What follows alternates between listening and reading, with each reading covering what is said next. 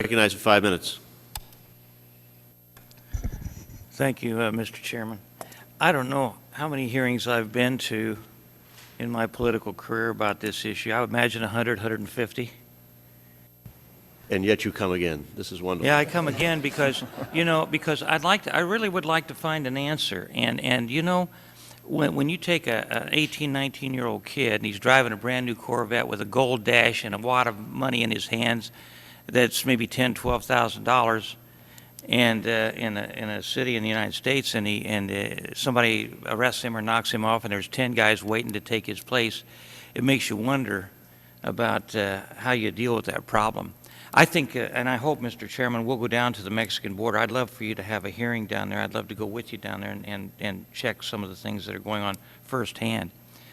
But let me just ask a couple questions. Senator, you were talking about the turnstile down there, how people can just walk across the border coming from the United States, so they can smuggle stuff in, which is more difficult, and then they take the money and just walk across the border, so it's very easy for them to continue their business activities.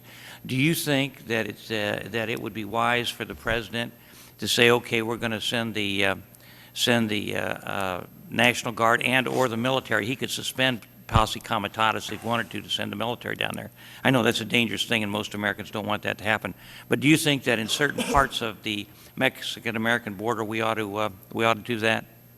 Mr. Chairman, Congressman, I would say that to some extent, but as I said before, I think more in an auxiliary capacity to assist the Border Patrol that's already kind of familiar with the area and the terrain. I think that would keep our soldiers from getting into bad situations that they might do things like they would do in Iraq, but they might not be able to do here in the United States. I think that furthering, encouraging Mexico to do something about their border security issue would assist us dramatically. Because like I said, our people smuggling and drug smuggling problem is their gun smuggling problem. It's related. Let me just say, Mr. Chairman, over 70% of the people in prison in the United States, according to law enforcement officials, are there for drug-related crimes.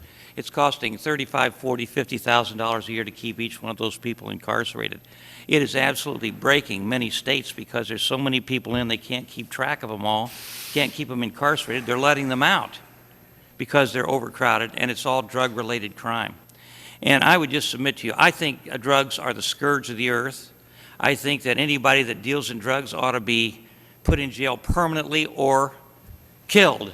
That's how bad I think drugs are.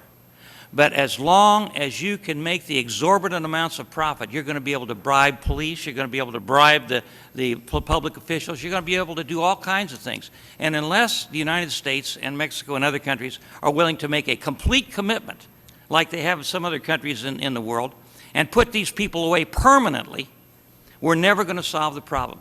I've been in government at the state and local level since 1967. And as I said before, I've been to over 100 of these hearings. And every time I hear the same thing, what we have to do. We have to put more money into law enforcement. We have to have more help from our neighbors. We have to police the Mexican-American border. And nothing ever changes except it gets worse. And so we in the United States have to come up with a plan that is so onerous that we scare the hell out of the drug dealers. And if we're not willing to do that, we're never going to solve the problem. And I'm talking about if they're arrested once, we give them a penalty, and if they're arrested twice, they spend the rest of their life in the slammer, and if they do something that involves somebody's life, we kill them.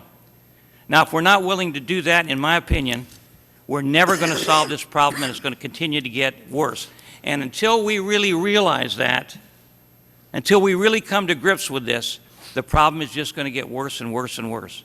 And any time we have a hearing, Mr. Chairman, and we listen to our witnesses, when I was chairman of this committee, I had the highest law enforcement people in the United States before this committee and asked them a number of questions, one of which was this: if you took the profitability out of drugs, what would happen?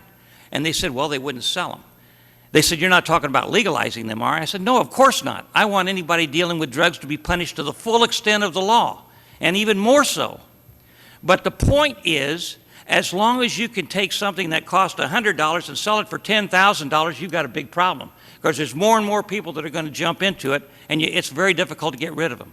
And so I'd just like to say that we in the United States have to make a complete commitment to dealing with the drug problem, and I mean severe commitment, putting people away, giving them the death penalty, life imprisonment after a second offense, not a third offense.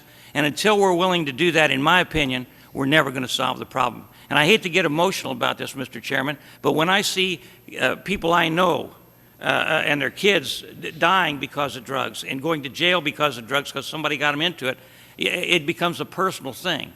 And we really have to make a very committed effort to deal with the problem, and just doing what we're doing right now will never solve it, in my opinion. But I do hope we have hearings down the border. Thank you. We will. And